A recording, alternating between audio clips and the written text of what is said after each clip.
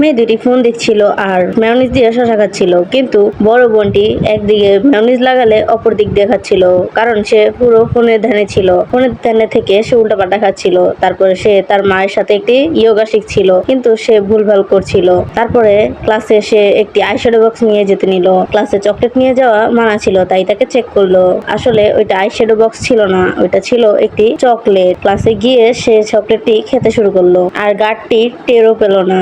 তারপরে যখন দুইজন মিলে আইসক্রিম খেতে বসছিল, চামচের উল্টো দিক দিয়ে বড় মেয়েটি আইসক্রিম খাওয়ার চেষ্টা করলো, কিন্তু পারলো না। পরে ছোট মেয়েটি আইসক্রিমের কভার খুলে তা দিয়ে কিভাবে খেতে হয় খেয়ে বড় বোনকে দেখালো, এবং বড় বোনটি অবাক হয়ে গেল। তারপর যা করলো তা দেখার আগে মাকে ভালোবাসলে ভিডিওটিতে একটি লাইক, একটি সাবস্ক্রাইব করে যাবে। আর হ্যাঁ বন্ধুরা, আমাদের চ্যানেলে এই শর্ট ভিডিওগুলোর পাশাপাশি রহস্যজনক, ঐতিহাসিক এবং বিভিন্ন মজার মজার ভূতের গল্প ছাড়া হয়। দেখতে হলে অবশ্যই চ্যানেলে ঘুরে আসবেন।